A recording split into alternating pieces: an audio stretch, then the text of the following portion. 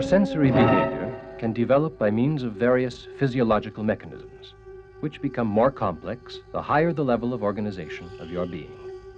Only a small range of a person's sensory possibilities are utilized to bring into contact the world and ourselves.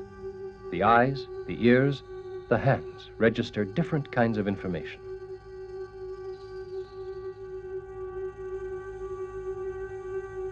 The new symbiosis of tools as an extension of senses, increasing the potentiality of various phenomena, create new values of use, developing that function of science which makes it appear as an innovating factor of production processes. The transformation of body and mind into the only tool results in new models, which are evolved out of reductive processes. From the use of tools to the use of the body. From the use of matter to the use of energy.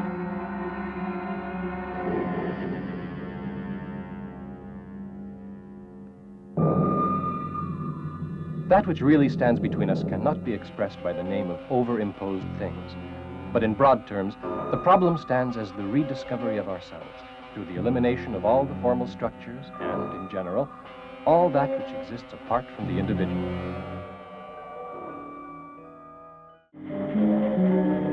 Networks of services and communications are the means for the use of the land. The cities stand as the knots of the network.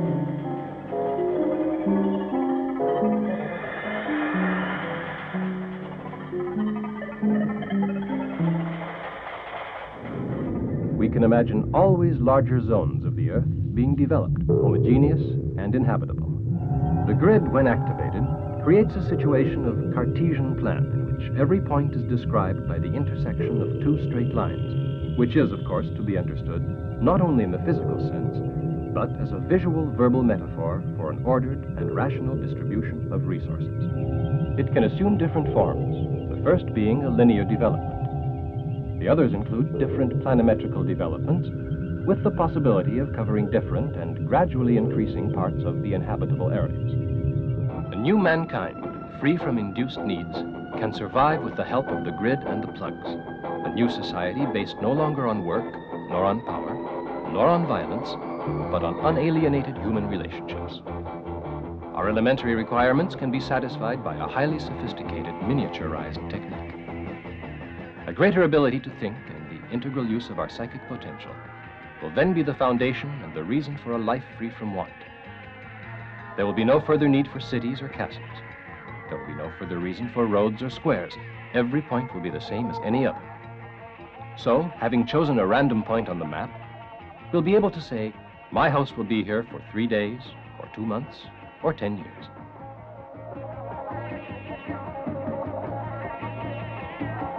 Mrs. Jones would certainly have no intention of doing without her vacuum cleaner, her electric iron, her washing machine and fridge, books, costume jewelry, dolls, and clothes. She can just take whatever she likes, or rather, equip a happy island for herself with all her goods.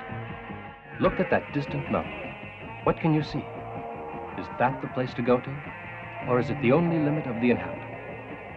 It's both the one and the other. Since contradiction no longer exists, it's only a case of being complementary.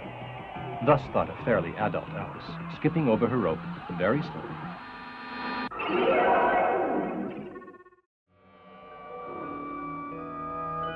From the control of the environment with three-dimensional and energetic means, to the creation of shelters and microclimate.